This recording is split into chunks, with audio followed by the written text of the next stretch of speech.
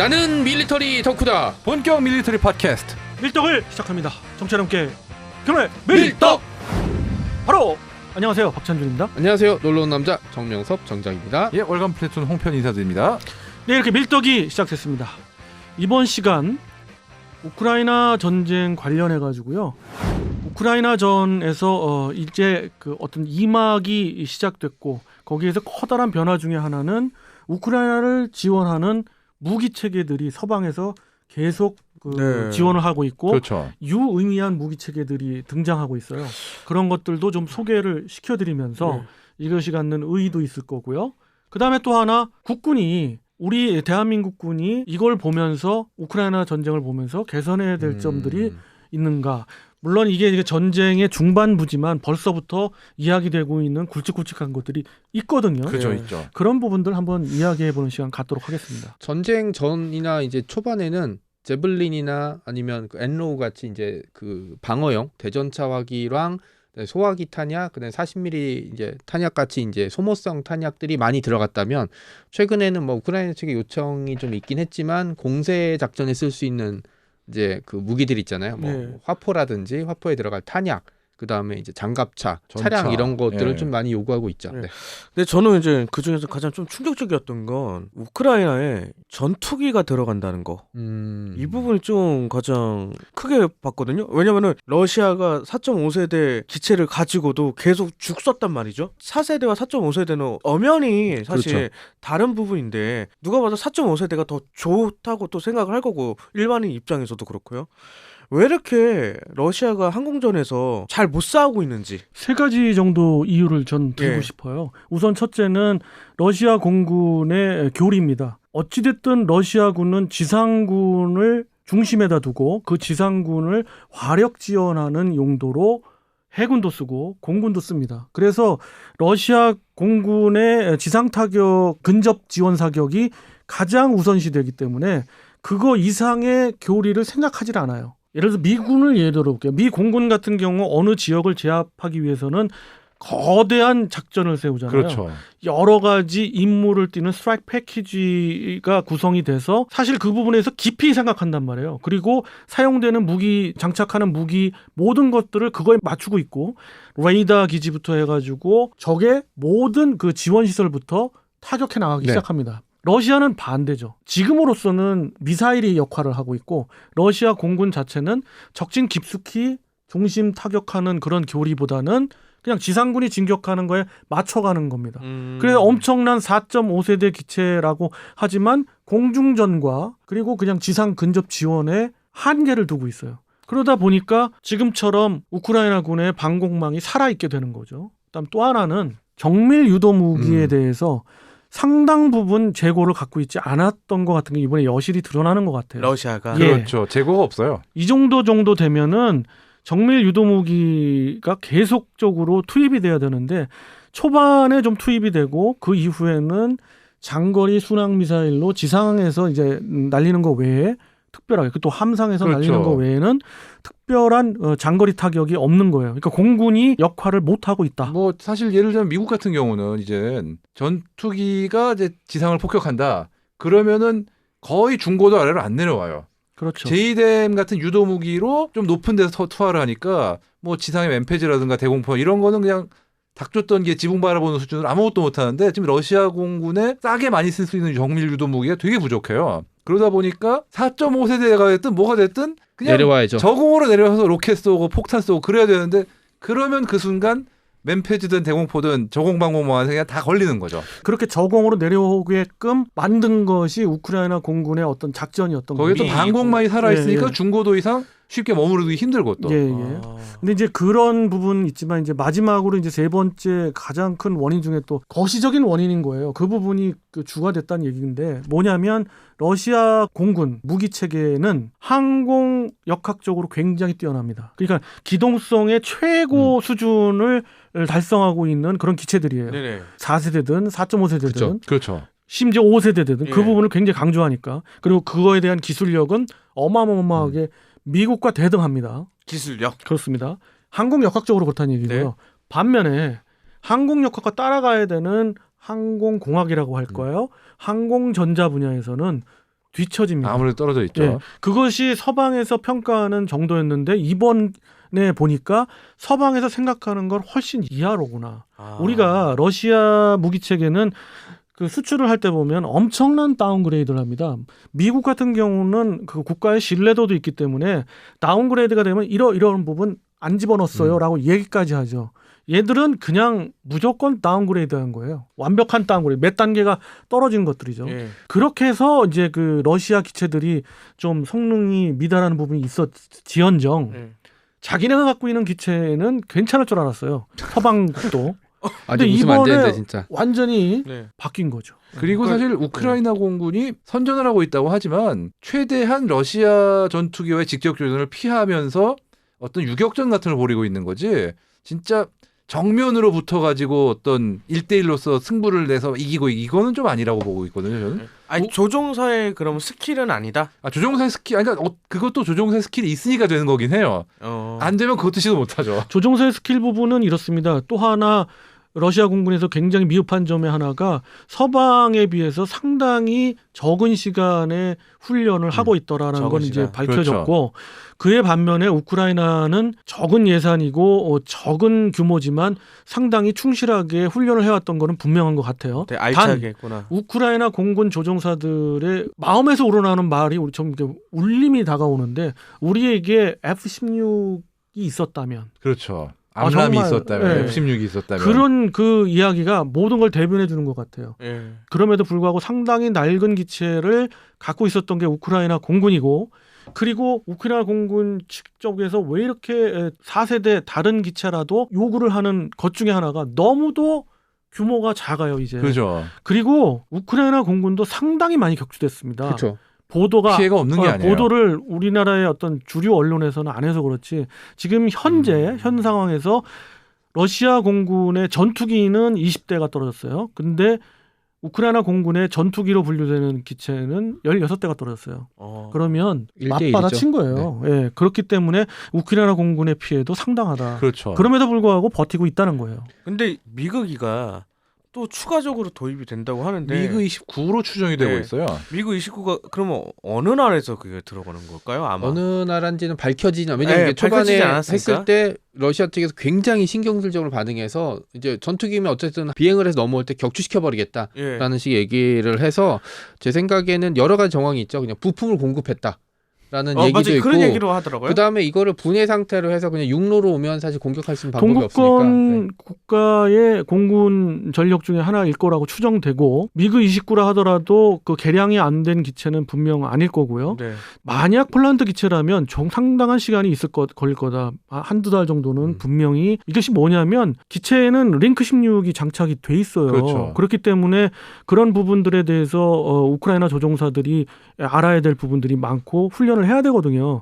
근데 지금 당장 돈바스 전쟁에 투입돼야 되는데 거기는 좀 그렇죠. 그래서 슬로바키아에서 들어간 거 아니냐는 얘기도 있긴 해요. 그렇죠. 슬로바키아에서가 추정이 많이 되고요. 또 하나는 루마니아의 미그 21 RC라는 기체가 있습니다. 미그 21이라 하면 사실 3세대급의 기체잖아요. 그렇죠. 물론 뭐 이스라엘이 개량하긴 이제 했지만 그쪽 해당 국가 국민들도 이거 보내면 안 되니까 가져가지 마라라고 얘기할 정도로 좀 오래된 기체였어요. 그러니까 네. 이거 가져가면 후회할 텐데. 근데 이 부분도 이야기 나오고 있고 우크라이나 공군 입장에서는 한 대가 아쉽기 때문에 정말 그렇죠. 뭐 받을 거예요. 아마. 예, 찬밥도 막 가릴 그 상황이 아닌 거죠. 네.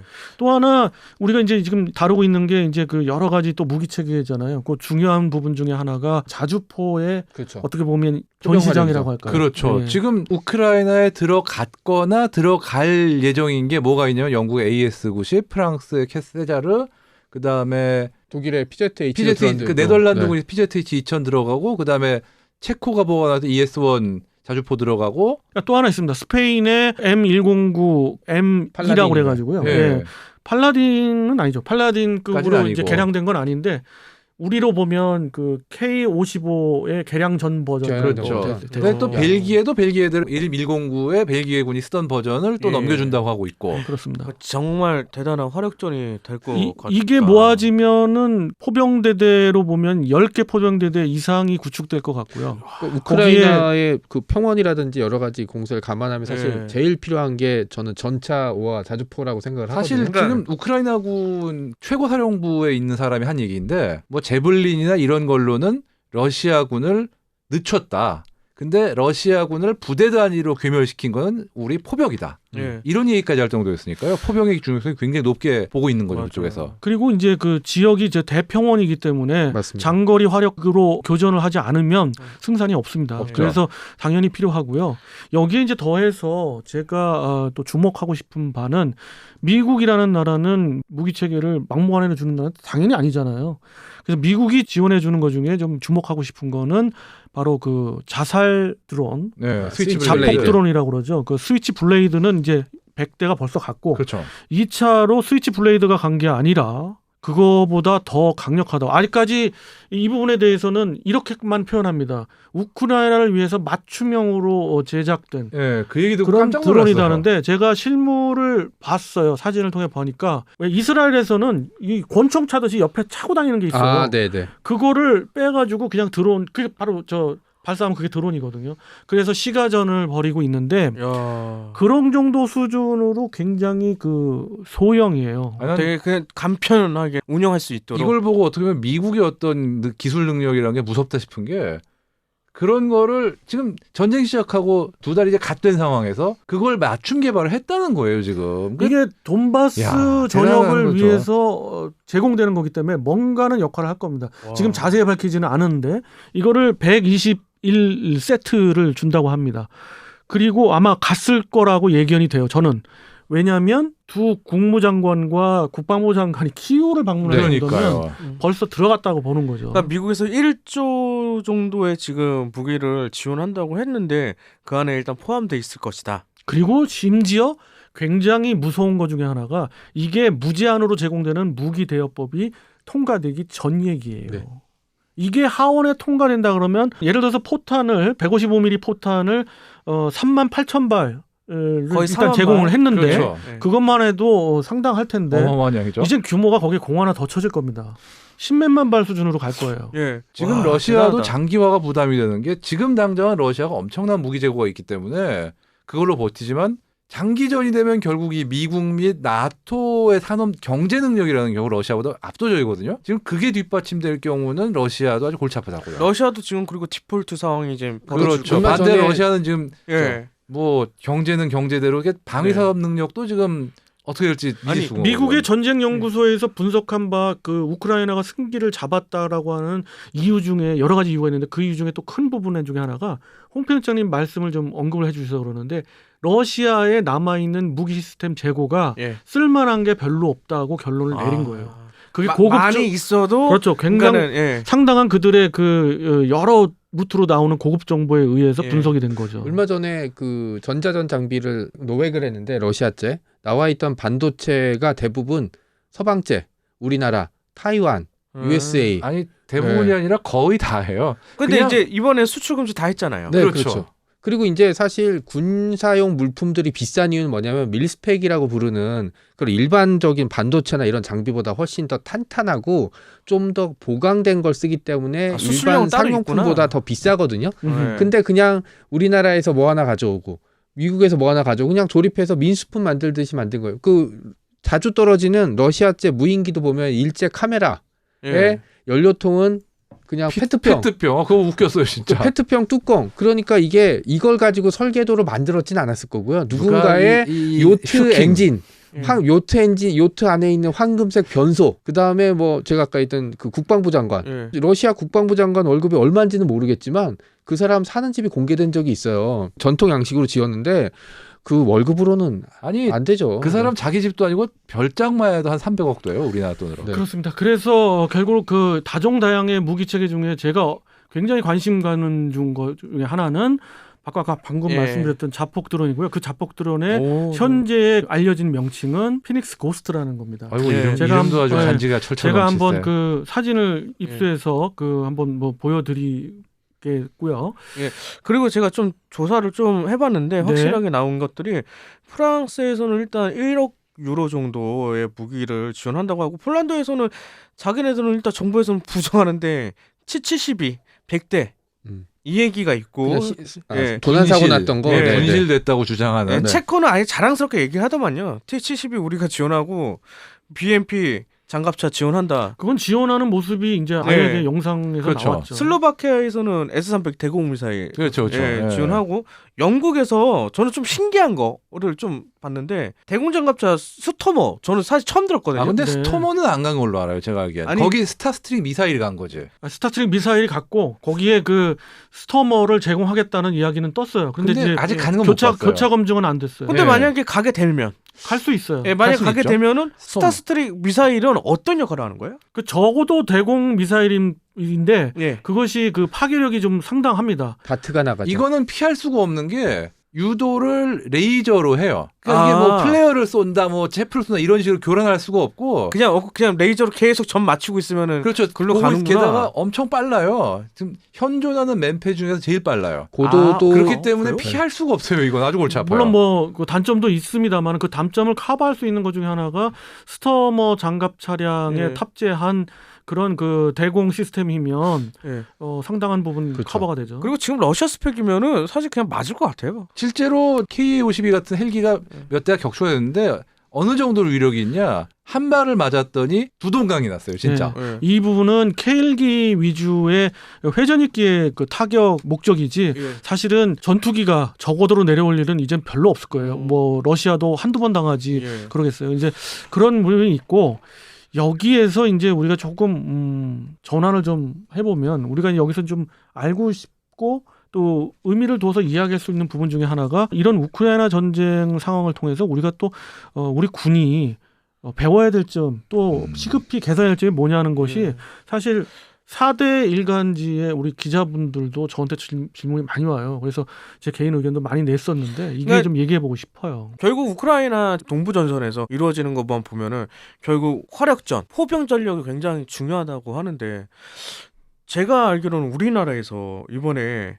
전통이 있는 72 포병대대가 없어지고 통합이 된다. 이런 얘기를 잠깐 들었거든요. 그 부분을 이제 배울 점에서 좀 강조하고 싶은데요. 우리가 우크라이나 군이 왜 선전을 하고 왜 전과가 빛나는가 보면 사실 정신적인 부분이 있습니다. 그리고 대비를 잘했고요. 근데 이제 대비하는 쪽은 우리가 많이 얘기했으니까 네. 정신적인 부분과 전통을 계승하는 그런 어떤 군 체제가 돼야 된다. 소수 강의 정군을 만들기 위해서 국방개혁 2.0으로 인해서 지금 사실 여러분들한테 하나하나 일일이 소개는 못 드리는 편이기도 해요. 그렇지만은 5군단 이하에 있는 5포병 여단이라고 있습니다. 5포병 여단의 규모를 조금 줄이고 그 3보병사단의 포병여단의 전력을 조금 강화하는 측면 그리고 5포병여단의 부대 중에서 굉장히 막사가 구막사인 그런 부대가 있어요. 그래서 예전부터 통폐합한다 그런 의견이 있었는데 통폐합이 됐어요. 문제는 그 통폐합을 하는 부대가 7일 포병대대라고 그래서 우리 왜 3.7 완전작전이라고 아실 겁니다. 우리나라로 볼 때는 북한에 직접 포격을 가한 유일한 그런 사건이었고 당시 GP를 박살냈죠. 그렇죠. 자기들의 사랑하는 병력들을 살리기 위해서 그런 결정을 내린 거죠. 과감성 있게. 그런 어떤 정신 부분은 우리가 좀 살렸으면 그렇죠. 좋겠어요. 그래서 7.1 포병대대와 369 포병대대가 통합이 되는데 369 포병대대는 아까 김 PD님 말씀대로 자주포가 있었고요. K-55를 운영하고 있었고 7.1 포병대대는 견인포를 운영하고 있었어요. 근데 이게 이제 통폐합되면서 포가 K-55로 간 거예요. 네. 그리고 많은 병력이 369 부대가 이쪽으로 온 건 맞아요. 그럼과 동시에 이제 그 병력들도 있고 그러니까 369 포병대대로 통폐합이 된 통폐합이 거죠. 됐는데 이 부분은 어찌됐든 정신적인 측면을 강조하고 역사적으로 전통 있는 부대가 돼야 된다고 저는 강조하고 싶거든요. 그런 측면에서 우크라이나에서 주는 교훈 중에 또 하나는 바로 예비군. 그렇죠. 대한민국 예비군 사실 여러분들도 예비군 훈련을 가지만 개선해야 될 점이 스스로 있을 거라고 생각합니다. 많죠. 솔직히. 근데 저는 M16을 처음 써봤어요. K2 쓰다가 그렇습니다. K2는 옆으로 장전하잖아요. M16은 위로 위로 가죠. 장전하잖아요. 익숙해지면 뭐 괜찮겠지만 이 자체가 전장 상황이 만약에 벌어지면은 이것 자체로도 일단 기본적으로 아니, 좀 문제가 될 수도 있죠. 저도 예비 훈련 갔을 때 M16 받아 보니까 예. 제 주변에서 저만 이거를 능숙하게 다루는 거예요. 아, 그 우크라이나 민병대라고 알려진 부대들 각 곳곳에서 자생적으로 일어났던 근데 자생적으로 전쟁이 나자마자 일어난 건 아니거든요. 2014년 크림반도를 점령당하고 나서 빼앗기고 나서 각성을 한 거죠. 그래서 각지에서 지원군이 나오고 그래서 민병대가 조성이 된 거거든요. 그리고 충실하게 훈련을 해왔던 거예요. 그런 게 바탕이 됐으니까 이런 전과가 나오는 거지. 그냥 어느 날 아침에 하루아침에 떨어지는 거는 분명 아니라고 아니죠. 보거든요. 예. 그런 의미에서 대한민국 예비군 전력, 동원 전력들 네. 다시 한번 좀 개선할 필요가 분명히 있습니다. 좀 우리는 그 부분이 좀 약해요. 그 외에 뭐 통신 분야랄지 보급 분야라는 뭐 예전에도 그렇죠. 많이 뭐 언급을 저희들이 했죠. 사실은 지원이 되는 그 품목 중에서도 보니까 암호통신 이런 부분도 지금 있더라고요. 미국이 정보통신 관련을 굉장히 지원을 많이 하고 있어요. 음. 그러면 그거 간과를 못하는 부분입니다. 확실히 그 전장 상황에 있어서 그런 전략적인 정보전은 러시아가 뒤처지고 있는 것 같긴 해요. 그냥 표면적으로 봤을 때는. 사실은 지상전에 대한 전자전 능력은 미국 못지않게 있는 것이 아주 대표적인 게 러시아인데 네. 이 부분에 있어서 실전을 겪어보니까 좀 많이 그냥 계속 부족하다는 게 그냥 드러나. 상상했던 거 이하로 너무 러시아가 사실 이게 개전 처음 2, 3일 정도는 러시아의 전자망이 굉장히 셌다고 그러거든요. 근데 문제는 러시아 지상군이 들어오면서 약해진 게 그거를 거는 순간 자기네 지상군은 더 통신이 안 되거든요. 통신 부분에 대해서는 언급을 많이 드렸지만은 하여튼 문제가 있습니다. 그런 반면에 대한민국도 같은 문제를 갖고 있는 것들이 예. 분명 있고 아주 다행스러운 거는 보급 분야라든지 통신 분야에 관심을 훨씬 많이 갖고 있고 개선하려는 의지가 있다는 거고요. 지금 여기서 현재는. 마지막으로 하나 말씀드리면 대한민국 지금 워리어 플랫폼 계속 얘기합니다마는 보병에 대한 지원 이게 굉장히 중요하다는 거예요. 우크라이나 보병들이 지금 모든 걸 해내지 않습니까? 그렇죠. 대한민국도 해낼 수 있습니다. 그래서 보병 전력을 반드시 이제는 늦었지만 최우선적으로 그리고 워리어 플랫폼 빨리 제대로 된 사업 빨리빨리 개발했으면 좋겠습니다. 지금 진행 상황에 예정되는 진행 상황보다 뒤처져 있는 것은 사실이거든요. 1단계 사업도 제대로 안 되고 있고 2019년, 20년, 21년에 갖출 거라는 것도 사실은 완성을 못한 상태에서 그렇죠. 2022년으로 넘어왔습니다. 지금 전방에 있는 주요 부대, GOP 부대와 그리고 특수전 부대만 1단계 그것도. 근데 1단계도 지금 미흡한 점이 너무 많잖아요. 너무 많죠. 말도 안 되게 그런 많죠 지금. 부분들을 개선 않고 계속 이렇게 끌고 가는 거 예. 반성해야 될 것 같아요. 이것도 다음에 한번 에피소드로 잡고 우리 이제 위원님들께서 맞습니다. 이야기 해주셨으면 좋겠어요. 제가 이런 부분들을 이야기하는 건 이러이러한 것들을 개괄적으로 말씀드린 거고 하나하나가 하나의 어떤 큰 소재가 될 수가 있어서 다음 기회에 반드시 네. 우리가 한번 다뤄보도록 하고요. 이 시간은 그래서 지금 현재 우크라이나 상황 서방권의 지원 무기가 어떻게 되고 있고 왜 급박한지 그런 거를 설명하면서 전황 시간에 미처 얘기 못 드린 부분들을 이야기 드리고 동시에 대한민국 국군이 지금 현재 부족한 부분, 이 우크라이나 전쟁을 통해서 부족한 부분들 여러 가지를 이야기해 드렸고 또 하나 이제 그 항공 전력, 우크라이나의 공군이 미약한데 러시아 공군은 그렇게 강다른 러시아 공군은 왜 지금 약한가? 그걸 한 크게는 3가지의 이유를 들어서 말씀드려봤어요. 다음 시간에 또 다른 주제 갖고 여러분 찾아뵙도록 하겠습니다. 정철 함께 경례 밀떡!